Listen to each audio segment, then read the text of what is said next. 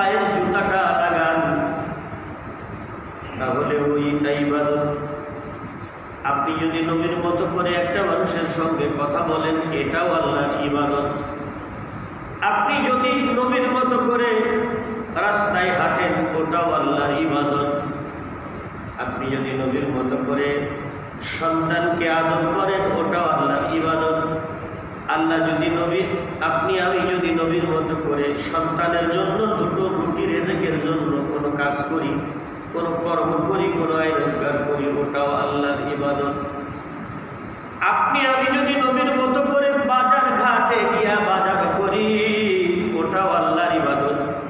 আমি আপনি যদি নবীর মতো করে টয়লেটে যাই, নবীর মতো করে যদি টয়লেট ছেড়ে আবার বেরিয়ে এসে ওযু করি, ওটাও আল্লাহর ইবাদত। অর্থাৎ আল্লাহ রাব্বুল আলামিন তার দোস্ত, তার বন্ধুর সকল আমলকেই ইবাদত বলে গণ্য করেছে। আপনি যে আসলেন মসজিদের ভিতরে, আপনি যদি নবীর মতো করে সালাতটা আদায় না করেন, তাহলে আপনার সালাত ইবাদত হবে না। সালাত আপনি করতে আসছেন, কিন্তু ইবাদত হিসাবে গণ্য হইতে হলে সালাতটা কামত হওয়া লাগবে। কথা বলুন। এই জন্য আল্লাহ রাসূল বলেছেন, সাল্লু কামা রাআইতুমুনি উসাল্লি। তোমরা যে সালাত আদায় করছো, আমাকে যেভাবে সালাত আদায় করতে দেখছো সেইভাবে আদায় করো। বুখারীর কিতাবুস সালাত দেখুন, কি মারাত্মক কথা। আল্লাহ রাব্বুল আলামিনের নবী সালাতটা কিভাবে আদায় করতেন, মসজিদে কিভাবে ঢুকতেন, সেগুলো আমাদের লক্ষ্য করা লাগবে। আমরা যাইলাম আর আইলাম, মানুষে দেখলো আমি নামাজি, এইটার কোনো মানে হয় না। মসজিদে ঢুকবেন, কোনো কথা নাই, ওযু করার পরে মসজিদে ঢুকে সবার আগে কমপক্ষে 2 রাকাত সালাত আদায় করে তারপর বসবেন। আল্লাহ রাসূল সাল্লাল্লাহু আলাইহি সাল্লাম 2 রাকাত সালাত আদায় না করে মসজিদে বসতেন না। আল্লাহ রাসূল সাল্লাল্লাহু আলাইহি সাল্লাম চেষ্টা করতেন সবার আগে আগে মসজিদে আসার জন্য, আর সবার শেষে মসজিদ থেকে বেরোবার জন্য। কারণ যতক্ষণ মসজিদে আল্লাহর দরবারে থাকবে আল্লাহর বান্দা, ততক্ষণ রহমতের সাকিনা তার উপরে নাজিল হইতে থাকে। মসজিদের মধ্যে বেশি সময় থাকলে লাভ আছে না লস আছে? আর ঘাটে, বাজারে, আড্ডাখানায়, এসব জায়গায় বেশি সময় থাকলে লস আছে না লাভ আছে? তাহলে মসজিদে বেশি সময় থাকার চেষ্টা করতে হবে। কিন্তু আমরা কি তাই করি? আমরা সবার শেষে আসি, আইসা বুতা বাটি দিয়া, ধাক্কা ধুক্কু দিয়া সবার সামনে আইতে চাই। আবার তাড়াতাড়ি করে নামাজ শেষ হইতে না হইতে মুনাজাত দোয়াও হয় না, বেরোয় চলে যেতেছে। ব্যস্ত ডাক্তার, খুব অস্থির, আছে না? আছে। তাইলে আল্লাহর ঘরে আইসা অস্থিরতা দেখানো যাবে না। কার সাথে আপনি অস্থিরতা দেখান? আল্লাহর কাছে। যে আল্লাহর হাতে আপনার জীবন, তার কাছে আপনি অস্থিরতা দেখাইবেন।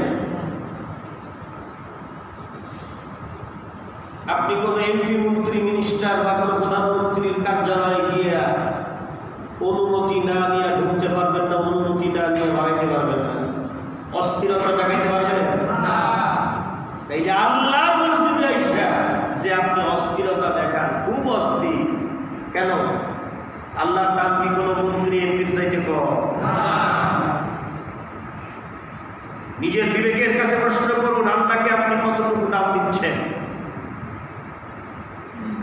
এজন্য মসজিদের সঙ্গে যেই দেহগুলো তাল্লুক রাখে, আল্লাহর আরশের সামিয়ানার নিচে 7 শ্রেণীর মানুষ জায়গা পাবে। তার মধ্যে একজন পুরুষ এরা, যারা আল্লাহর মসজিদের সাথে সবচাইতে বেশি বেশি সম্পর্ক রাখে।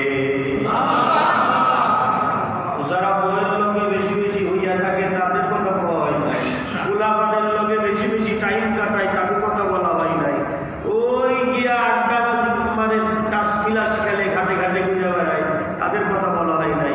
আল্লাহর আরশে আজিমের নিচে যারা যে 7 শ্রেণীর মানুষ জায়গা পাবে, তার মধ্যে 1 শ্রেণী হইল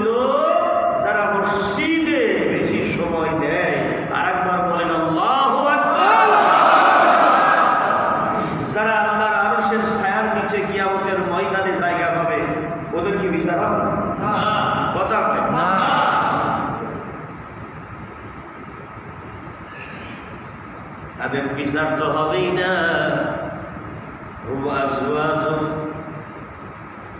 তাদের স্ত্রী, তাদের পবিত্র স্ত্রীগণ মুতাহহারাতুন, তাদের পবিত্র স্ত্রীগণ এবং তাদের পবিত্র জীবন নিয়ে তারা কিয়ামতের ময়দানে আল্লাহর আরশের ছায়ার নিচে ফি জিলালিন আলাল আরাইকি মুত্তাকিউন, আল্লাহর আরশের ছায়ার নিচে সোনার পালঙ্কে হেলান দিয়া আল্লাহর জান্নাতি খানায় ব্যস্ত থাকবে।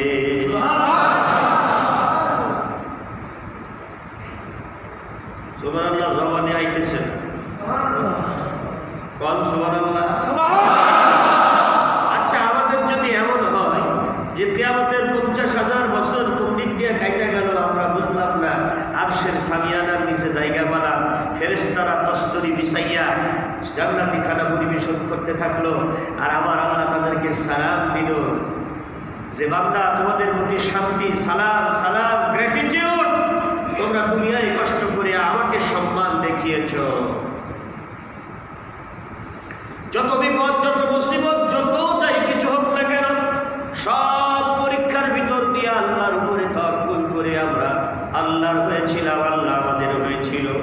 এই অবস্থার ভিতর দিয়ে যদি জীবনটা কেটে যায়, আবার আল্লাহ বলেন ওই মানুষগুলো আমার হেদায়েতের উপরে, ওদের প্রতি আমার সালাম, ওদের প্রতি আমার পক্ষ থেকে রহমত। কোনো শাস্তি নাই, কোনো গজব নাই। আল্লাহ পাক বলেন ওয়ালানাবলুওয়ান্নাকুম বিশাইইম মিনাল খাউফি ওয়াল জু'i ওয়া নাকসিম মিনাল আমওয়ালি ওয়াল আনফুস ওয়াস সামারাতি ওয়া বাশশিরিস সাবিরিন আল্লাযীনা ইযা আসাবাতহুম মুসিবা ক্বালু ইন্না লিল্লাহি ওয়া ইন্না ইলাইহি রাজিউন উলাইকা আলাইহিম সালাওয়াতুম মির রাব্বিহিম ওয়া রাহমা ওয়া উলাইকা হুমুল মুহতাদুন।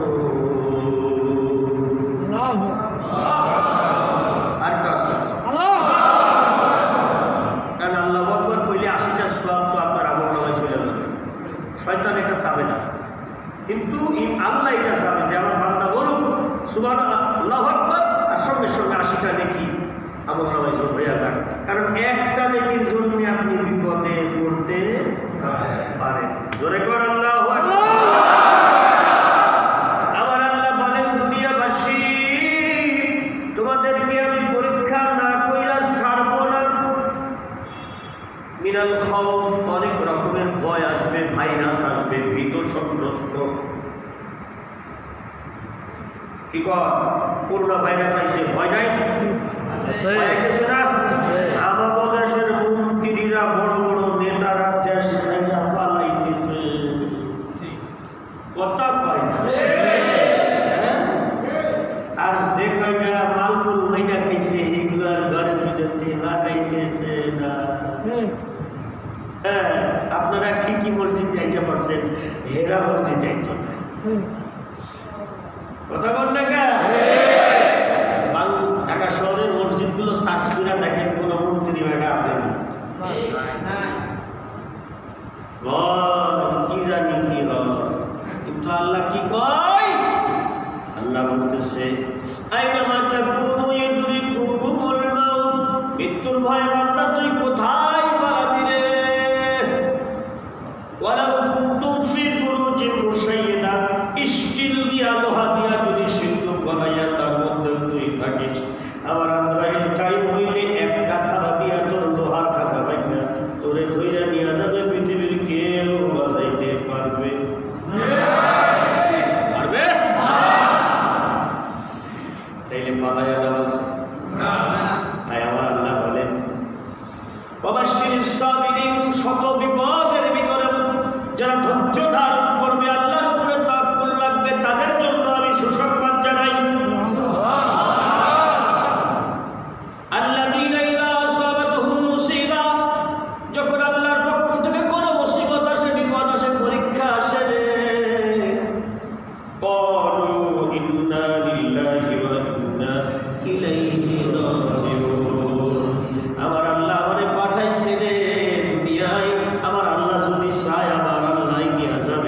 তাতে আমার কোনো আপত্তি না। আসলে আল্লাহর ইচ্ছার উপরে কারণ ক্ষমতা চলে। আপনি যত বড় পাওয়ারফুল, যত সিকিউরিটি নিয়ে থাকেন, আল্লাহ যদি ইচ্ছা করবে যে যার কবজ করবো তা আপনি বাঁচতে পারবেন। আর আল্লাহ যদি মনে করে যেই বান্দাকে হেফাজত করতে হবে, ইব্রাহিমের মতো আগুনের মধ্যে চলল, ইব্রাহিমের কিছুই হবে না। আমরা তো সেই ইব্রাহিম আলাইহিস সালামের ইসলামী মানি, মিল্লাতে আবিকুম ইব্রাহিম ওয়া সাম্মাকুমুল মুসলিমিন। তিনি হলেন মুসলমানদের জাতির পিতা। এ মুসলমান, তুমি যে অবস্থায় থাকো, মহামারী, দুর্যোগ যাই হোক না কেন, করোনা ভাইরাস, ডায়রিয়া, ক্যান্সার চতুর্দিকে চলতেছে, এর ভিতর দিকে দিয়া আমি যাকে রহমত করব তাকে আমি ঠিকই হেফাজত করব। আল্লাহ রাব্বুল আলামিন তাই বলেন, ভালো করে বুঝা নাও, ইউনুস মাছের পেটের মধ্যে আমারে ডাকে। রাতের অন্ধকার, সমুদ্রের তলদেশ 8 মাইল পানির নিচে অন্ধকার, মাছের পেটের মধ্যে অন্ধকার 40 দিন। কয়দিন? 40।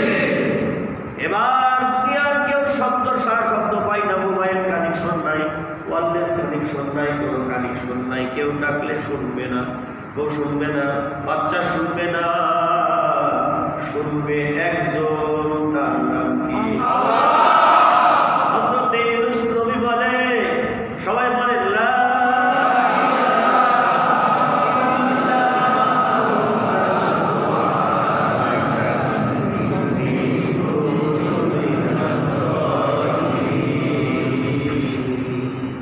এই যে করোনা ভাইরাসের মধ্যে বেশি বেশি করে করো, চতুর্দিকে করোনা ভাইরাস চলতেছে। হযরত ইউনূস আলাইহিস সালাম বলে, আল্লাহ, আমি নিজের উপরে জুলুম করেছি, আমি পাপী, আমি গুনাহগার, তুমি মহাপবিত্র, তোমার উপরে শক্তি কারণ নাই। এত কথা ইউনূস আলাইহিস সালাম কইতেছে। এত কথার মধ্যে মূল কথা হইল আমারে বাঁচা। মূল কথা কি? আমারে বাঁচা, আমারে বাঁচা। এত কাহিনী, এত কথা কইতেছে, এত কথার মানে কি? আমারে রক্ষা করো, তুমি ছাড়া রক্ষাকারী কেউ নাই। আল্লাহ বলে, ফাস্তাজাবনা লাহু, ইউনূস আমারে ডাকলো, আমি ইউনূসের কথার জবাব দিয়ে দিলাম। নাজ্জাইনাহু মিনাল গাম, মাছের পেট থেকে ওকে আমি উদ্ধার কইরা বাঁচায়া দিলাম। কাযালিকা নানজিল মুমিনিন, এমনি ভাবে আমি কিয়ামত পর্যন্ত অতল তলদেশের সমুদ্রের প্রচন্ড তুফানের ভিতরে 8 মাইল সাগরের তলদেশে উত্তাল তরঙ্গমালা পানির মধ্যেও যদি কোনো আমার বান্দা বিপদগ্রস্ত হয় রে, আমি আল্লাহ এমনই ভাবে ইউনূসের মতো তাকেও উদ্ধার করব। সে ক্ষমতা আমার আল্লাহর আছে না? এইটা আপনাকে বুঝতে হবে। করোনা আছে, ভাইরাস আছে, এই ডায়রিয়া আছে, এই আছে, সেই আছে, আছে তো, কিন্তু আমি তো আমার আল্লাহ, আর আমার আল্লাহ হলো আমার। রাখে আল্লাহ, আমারে আল্লাহ।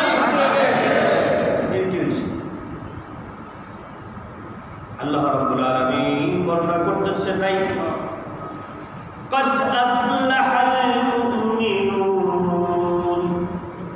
ওই মুমিনগুলো, ঈমানওয়ালাগুলো, যারা আমাকে বিশ্বাস করে, ওই ঈমানওয়ালাগুলো সফল হয়ে গেল রে। আল্লাযীনা হুম ফী সালাতিহিম খাশিউন, যারা আমার উদ্দেশ্যে সালাত আদায় করে, আমাকে ভয় করে, আমার ভয় অন্তরের মধ্যে রেখে সালাত আদায় করে, ওরা সফল, ওরা সফল, ওরা সফল। জোরে জোরে বলেন সুবহানাল্লাহ। ঘোষণাটা কার? তাহলে মহান আল্লাহ রাব্বুল আলামিন যে বললেন, ওয়াল্লাযীনা হুম আনিল লাগwi মুরিদুন, যারা ফাহিশা কাজ করবার, অযথা কথাবার্তা, গাল গল্প, ইয়ার্কি আড্ডা, ফাজলামি, এই সমস্ত কার্যক্রম থেকে বিরত থাকে। ধরেন হালকা ধরেন, জোরে করে আল্লাহু আকবার। যারা ফাহিশা কাজ করবার থেকে অযথা অনর্থক আড্ডাবাজি করতেছে, অনর্থক দোকানে আড্ডা দিচ্ছে, অনর্থক সাইড দোকানে এখানে বন্ধু নিয়ে আড্ডাবাজি করতেছে না। একজন মুমিনের জীবনে অনর্থক সময় নষ্ট করার কোনো সময় নাই। একজন মুমিনের চরিত্র কেমন হবে? মুমিনের চরিত্র এমন হবে না, ঘুম এসেছে ঠিকই, কিন্তু ঘুমের সময় বলবে আল্লাহ তোমার নামে আমি ঘুমাইলাম, আল্লাহুম্মা বিইসমিকা আমুতু আহইয়া, আল্লাহ তোমার নামে ঘুম নামক মৃত্যু আমার আইল, আমি ঘুমাইসা গেলাম, তুমি কিন্তু ফজরের সময় আমারে জাগাইয়া দিবা। এইভাবে কেউ যদি মওলারে দাবি কইরা ডাইকা অভিভাবক পাইরা যদি আল্লাহকে বলে রাখে, কোনো ঘড়ি লাগবে না, খোদার কসম আমার আল্লাহ রহমতের হাত দিয়া তারে ডাইকা উঠাইবে। কোন উঠাই না? উঠাই না? সারা 5 ওয়াক্ত সালাত পড়ে আল্লাহ তাদেরকে উঠাইয়া দেয়। আয়ো ঘুমটাকে দেয় আল্লাহ। ওয়াজআলনা আল-লাইলা লিবাসা ওয়াজআলনা নাওমাকুম সুবাতা, রাত্রিকে আমি আস্বাদন করি তোমার আরামের জন্য, আর ঘুমটাকে আনবে তোমাকে সুস্থ বানানোর জন্য। তুমি অসুস্থ হয়ে পড়ো, কাজ করতে করতে ক্লান্ত হয়ে পড়ো, এই জন্য আমি ঘুম দেই। যে ঘুম আল্লাহ দেয় সেই ঘুম আল্লাহ ঘুমাইতে পারে না। আপনি খালি বলবেন ঘুমানোর আগে, আল্লাহ রে ফজরের নামাজটা যেন আমার কাজাটা না হয়। দেখবেন পাশে আপনার বেনামাজিরা শুয়ে আছে, এরা টের পাইব না, কিন্তু আপনারে ঠিকই আল্লাহ রহমতের হাত দিয়া ডাকবে, ওঠ, আপনি শুনতে পাবেন কানে, হাইয়া আলাস সালাহ, আল্লাহ ডাকতেছে, ওঠো বান্দা নামাজ পড়ো, জোরে বলেন সুবহানাল্লাহ। এখন এই ডাকাডাকির পরেও যদি আপনি কাঁথাটা পুরো দিয়ে আরো ভালো করে কাটিয়া সব, তাইলে তো আর হইল না। আল্লাহর ডাক ঠিকই আল্লাহ দেখা দিবে। কেউ যদি আল্লাহর উপরে তাওয়াক্কুল করে, আল্লাহ কি তাকে নিরাশ করে? হ্যাঁ, আল্লাহর উপরে তাওয়াক্কুল করলে আল্লাহ তাকে নিরাশ করে? লাইন শাকারতুম লাযিদান্নাকুম, যদি তুমি আমার শুকরিয়া আদায় করো তাইলে আমি আল্লাহ রাব্বুল আলামিন তোমাকে বেশি কইরা আমার রহমত দেই। সুবহানাল্লাহ। বেশি কইরা রহমত পাইতে হইলে আমার শুকরিয়া আদায় করতে হবে। আল্লাহর সঙ্গে যার কানেকশন থাকে সে বান্দা আল্লাহকে ডাকে, আর আল্লাহও তার জন্য ডাকে, সাড়া দেয়। সুবহানাল্লাহ। বাংলাদেশের কোন মসজিদে বয়ানের আগে জিকির হয়, আপনি লাগাইতে পারবেন না। বাংলাদেশের হুজুর নাই, আপনি গেছেন বয়ানের আগে হুজুরা জিকির করা? আমাকে একজন কইছে, হুজুর আপনি বয়ানের আগে সুবহানাল্লাহ আলহামদুলিল্লাহ আল্লাহু আকবার লা ইলাহা ইল্লাল্লাহ সব জিকির করেন কেন? কয় আমি কইছি আমার মুসল্লিদের অন্তরের মধ্যে সব ময়লা আগে দূর করাই হইব, এরপরে নামাজে দাঁড় করাইতে হইব। আল্লাহ রাসূল বলেছেন প্রত্যেকটা জিনিসের ময়লা পরিষ্কার করার মাজুনি আছে, আর মানুষের অন্তরের ময়লা পরিষ্কারের মাজুনি হইল আল্লাহর জিকির। সুবহানাল্লাহ কইতে মানুষের অন্তরের ময়লা পরিষ্কার করার মাজুনি কি? জিকির। কার জিকির? আল্লাহ। আলা বিযিকরিল্লাহি তাতমাইন্নুল কুলুব, তোমার অন্তরটাকে পরিষ্কার কইরা নাও আমার জিকিরের দ্বারা। জোরে বল সুবহানাল্লাহ। তুমি আমার জিকির করো সালাতের দ্বারা। ওয়া ইন্নানি আনাল্লাহ লা ইলাহা ইল্লা আনা ফা'বুদনি ওয়া আকিমুস সালাতা লিযিকরি, আমার সবচাইতে বড় জিকির হলো সালাত, তুমি সালাতের মাধ্যমে আমার জিকির আদায় করো। আর একবার বলেন সুবহানাল্লাহ। কোরআন ধারাবাহিকভাবে 2 আয়াত 4 আয়াত 4 আয়াত 1 আয়াত করে আমি আপনাদের কোরআন শিখাই। কেন? কোরআন হলো জিকির। কোরআন কি? জিকির। আল্লাহ পাক বলছেন নাহনু নাযালনা যিকরা ওয়া ইন্না লাহু লাহাফিজুন, আমি আমার জিকির নাযিল করেছি, আমি এটা হেফাজত করব। সুবহানাল্লাহ। তাহলে কোরআন আল্লাহ জিকির, কোরআন আল্লাহ কি? জিকির। কোরআন পড়লে জিকির, কোরআন শুনলে জিকির, কোরআন বুঝলে জিকির, কোরআন পড়াইলে জিকির। কোরআন হলো জিকির, কোরআনের দ্বারাই জিকির শিখা যায়।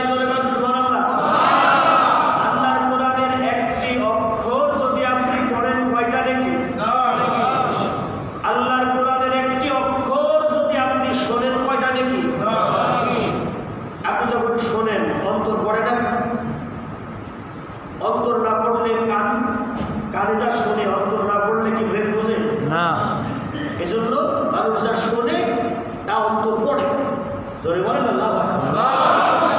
মানুষ যা শোনে তা অন্তরে পড়ে না, আর পড়লেই তবে মনে থাকে। শোনা কথা মনে থাকে কেমনে? মনে থাকে অন্তর তখন সেটা পড়ে থাকে। সুবহানাল্লাহ। মানুষ যা শোনে সেই কথাটা মনে রাখে কেমনে? ব্রেনের মেমোরিতে ঢুকে যায় কেমনে? ব্রেনে ঢুকে যায় এইভাবে যে তখন অন্তর পড়তে থাকে। এবারটা কইছে বেগুনের কেজি 10 টাকা, বেগুনের কেজি 10 টাকা। এই কানে শুনলাম, করে মহাজনে বলল 10 টাকা কেজি বেগুন, ভালো কথা। এই যে শুনলো, এইটা অন্তরের মধ্যে পড়লো, আর এইটা ব্রেনের মধ্যে ক্যাচ হয়ে গেল, মেমোরিতে রেকর্ড হয়ে গেল। এই জন্য মানুষ যা শুনে অন্তর তা পড়ে, আর অন্তর যা পড়ে ব্রেন সেটা রেকর্ড করে। আর একবার বলেন সুবহানাল্লাহ। তাহলে আপনি যদি কোরআন শোনেন তাহলে অন্তর সেটা পড়ে, আর ব্রেন সেটা বোঝে, আর সেটা রেকর্ড করে রাখে। জোরে বলেন সুবহানাল্লাহ। আল্লাহ রাব্বুল আলামিন বলতেছেন قد أفلح المؤمنون, মুমিনেরা সফল হয়ে গেল রে। ওই মুমিনগুলি সফল হয়ে গেল। কারা সফল? ওই মুমিনেরা আল্লাযীনা হুম ফি সালাতিহিম খাশিউন, যারা আল্লাহর ভয় অন্তরে রেখে আল্লাহর সালাত আদায় করে। মসজিদের মধ্যে আয়েশা অস্থির কোম্পানি, অস্থির। ইমাম কি বলছে, কোরআন কি বলছে সেদিকে খেয়াল নাই।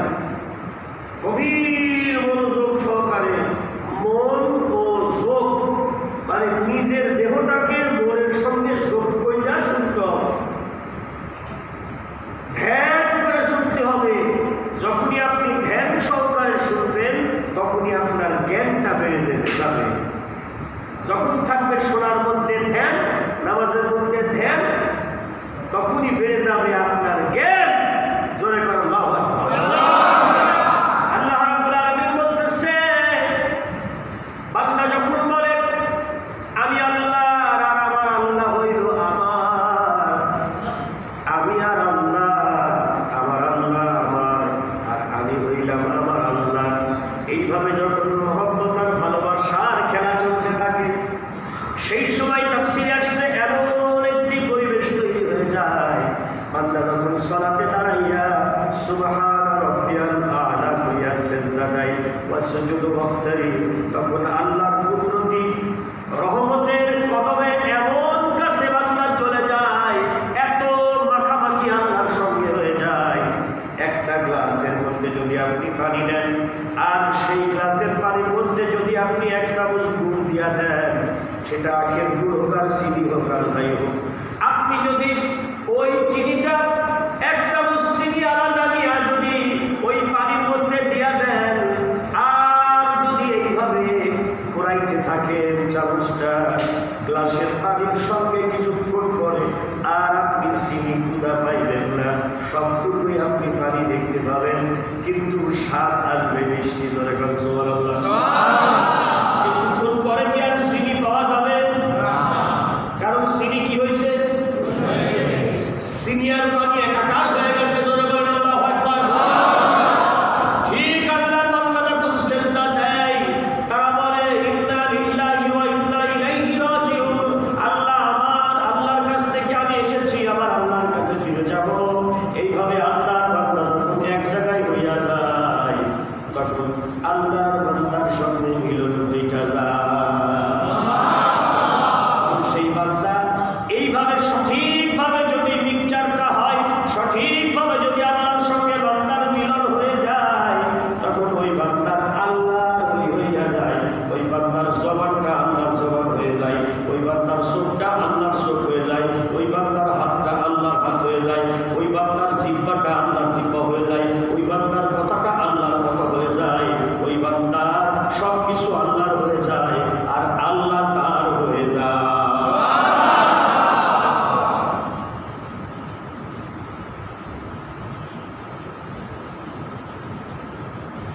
ডাক্তারবাবু কইছে তোর হায়াত আছে 40 দিন, তুই কইরা যাবি। 80,000 টাকা খরচ করার পরে এই রিপোর্ট দিন, 22 প্রকার টেস্ট করাই না হয় কি হয়? কথা বল না।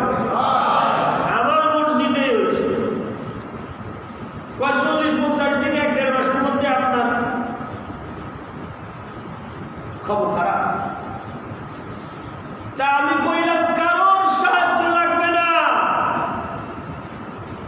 আপনি সোজাসুজি দীর্ঘ রুকুতে দীর্ঘ সিজদাতে হক আদায় করে আল্লাহর সালাতে দাঁড়ান।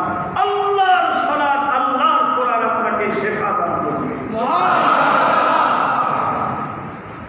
এই কোরআন হলো চিকিৎসা, নূর, হুদা, শেফা, বুশরা লিল মুমিনিন। যারা বিশ্বাস করবে এটাই তাদের জন্য জান্নাতের দলিল, এটাই তাদের জন্য চিকিৎসা বিজ্ঞান, এটাই তাদের জন্য ডাক্তার। আল্লাহকে অন্তরে ভয় রেখে যে মানুষগুলো সালাত আদায় করে আর সালাতে দাঁড়াইয়া যদি বলে আল্লাহ রে, যে রোগের কোনো চিকিৎসা দুনিয়ার কোনো ডাক্তার দিতে পারলো না, ওগো আল্লাহ সক্ষমতার মালিক তুমি, তোমার হাতের উপরে গোটা সৃষ্টি জগৎ, আমার হায়াত আমার মউত তোমার হাতে, তুমি আমার হাফেজ, তুমি হেফাজতকারী। আমার আল্লাহ বলে আলাইকুমুল্লাহ হাফিজিন, আমি তোমার জন্য রহমতের হেফাজতের ফেরেশতা পাঠাইলাম। সুবহানাল্লাহ। আমার আল্লাহ বলেন ইন্নাল্লাযীনা ক্বালু রাব্বুনা আল্লাহ, যারা আমাকে রব ঘোষণা দেয়, আমরা রব ঘোষণা দেই না? নামাজের মধ্যে দাঁড়ায় কি পড়েন? আলহামদুলিল্লাহ বলেন না কেন সবাই? আলহামদুলিল্লাহ। আমার আল্লাহ বলতেছে ইন্নাল্লাযীনা ক্বালু রাব্বুনা আল্লাহ, যারা আমাকে রব বলে ঘোষণা দেয়, আমরা দেই না? কোন জায়গা দেই? সিজদায়, নামাজে। আলহামদুলিল্লাহি রাব্বিল আলামিন, সূরা ফাতিহা প্রতি রাকাতে রাকাতে তাই তো বলি। সুম্মাস্তাকামু, আমাকে রব চাইনা, রব মাইনা যদি ইস্তিকামাত থাকতে পারে, তাওয়াক্কুল থাকতে পারে, অবিচল থাকতে পারে বিশ্বাসের উপরে যে আমার আল্লাহ আমার রব, আমার আল্লাহ আমার সব, আল্লাহু আকবার। এইটা যদি তাওয়াক্কুল থাকতে পারে, দুনিয়া মহামারী হইয়া ধ্বংস হইয়া যায়, তারপরে যদি আমার বান্দা তাওয়াক্কুল কইরা থাকতে পারে রে, তাতানাজ্জালু আলাইহিমুল মালায়েকা, আমি আল্লাহ তাদের জন্য হেফাজতের লাগিয়া আসমান থেকে আমি রহমতের ফেরেশতা দিয়া তাদেরকে হেফাজত করি। আল্লাহ তাখাফু, আল্লাহ বলে ভয় নাই রে বান্দা, ওয়ালা তাহজানু, চিন্তা করিস না রে বান্দা।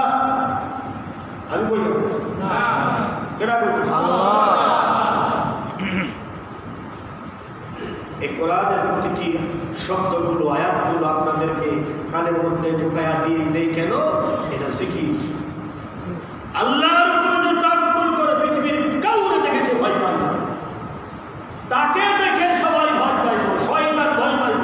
জোরে বলেন ঠিক কিনা? এই জ্ঞান যখন হযরত ওমর অর্জন করলো, শিক্ষা ফেলাইল, নবীর কাছ থেকে যখন এই জ্ঞান শিখে ফেলল, তখন হযরত ওমর এমন অবস্থা হলো, হযরত ওমরের কথা বাতাস শোনে, হযরত ওমরের কথা পানি শোনে। হযরত ওমর যেই রাস্তা দিয়া হাইটা যায়, শয়তান 40 দিন ওই দিক দিয়া যায়। শয়তান 40 দিন ওই দিক দিয়া যাইতে পারে না। তাই বাবা রে বাবা বলা যায় না, ওমরের সাথে দেখা হইয়া যাইতে পারে। আজাজিলের শয়তানরা আপনি ছবি দেখেন না, কিন্তু যাদের ওই চোখ আছে ঠিকই ধরে হবে যে হারামজাদা তুই আমার এলাকায় ঢুকছস। এটা হলো ইসরা। হযরত আবু হুরায়রা খেজুর পাহারা দিচ্ছে, খুব খেয়াল করেন। খেজুরের পাহারা দেওয়ার দায়িত্ব এটা আমানত, রাষ্ট্রীয় আমানত। খেজুর বিভিন্ন জায়গা থেকে আসতেছে, জমা হইতেছে। হযরত আবু হুরায়রাকে দায়িত্ব দিয়েছে রাসূল সাল্লাল্লাহু আলাইহি সাল্লাম যে এগুলো তুমি পাহারা দাও, এটা মানুষের আমানত। হযরত আবু হুরায়রা চুপ করে বৈশা বৈশা তাসবিহ পড়তেছে, চোখটা একটু বন্ধ করে সুবহানাল্লাহ আলহামদুলিল্লাহ লা ইলাহা ইল্লাল্লাহ আল্লাহু আকবার, খেজুর পাহারা করতেছে। দেখে একটা হাত খেজুর নিতেছে, খপ কইরা ধরছে। বুখারীতে আসছে, জোরে বলেন সুবহানাল্লাহ। কেমনে ধরছে? খপ কইরা ধরছে। ধরে কয় আমার চোখ বন্ধ আছে কিন্তু আসল চোখ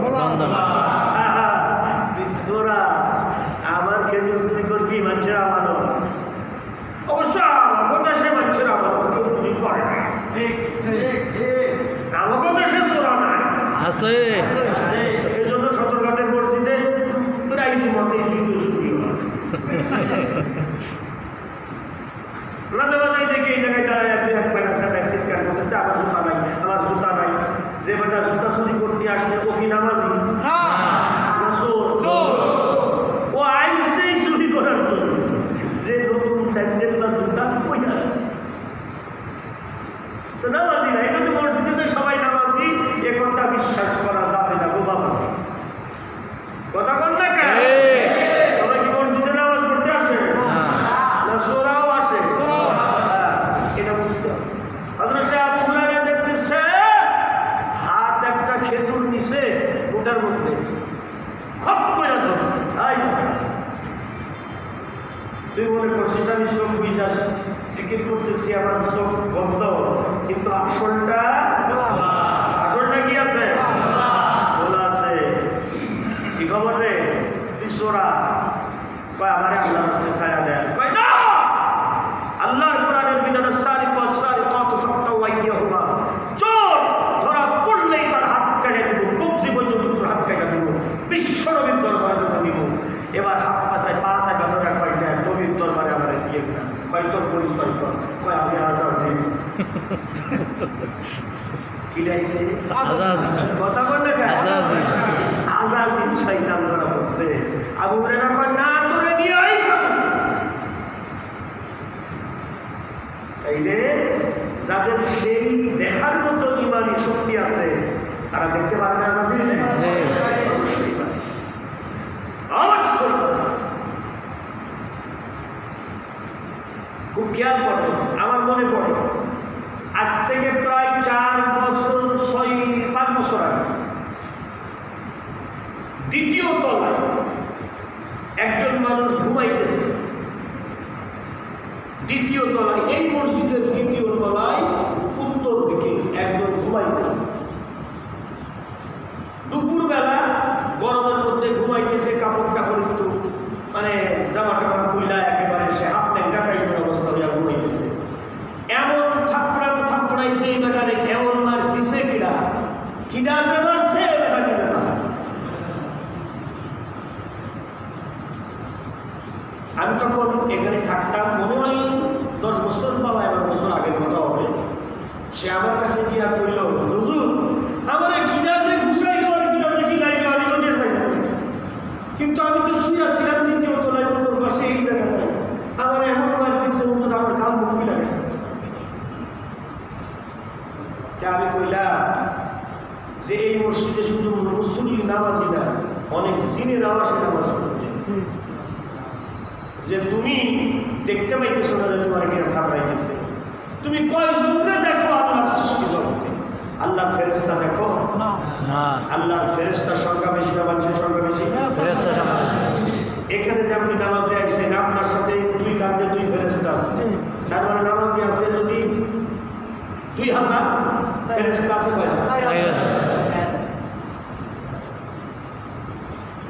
আপনি জানেন যে আপনার পাশে দাঁড়ায় কোনো জিন নামাজ পড়তেছে, ইমানদারওয়ালা জিন, সে যদি দেখে যে আপনি মসজিদে গিয়া তৈরি করতেছেন, থাপড়ানো আরম্ভ হইলে তো আপনার তো জ্ঞান না, মারাও যাইতে পারে।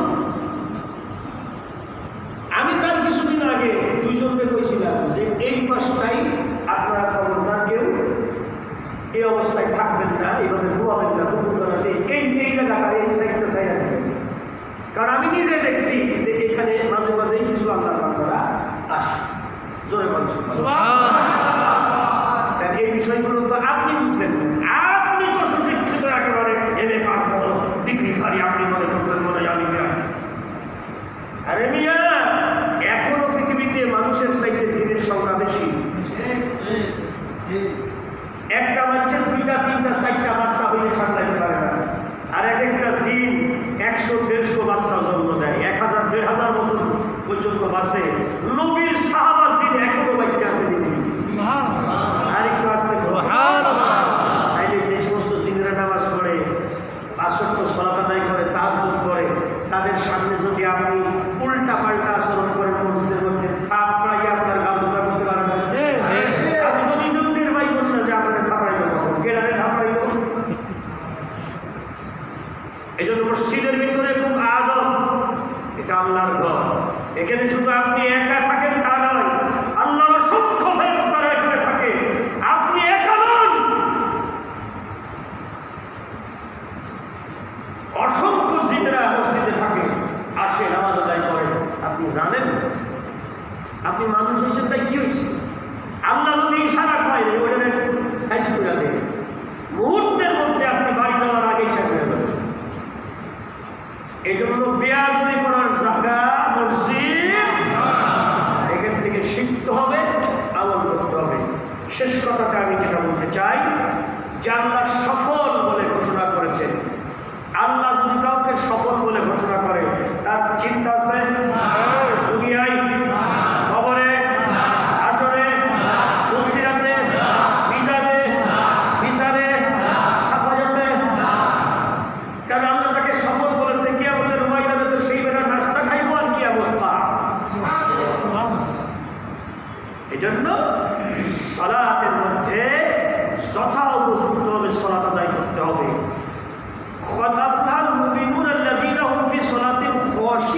এই খাশিউনের ব্যাখ্যাটা কি?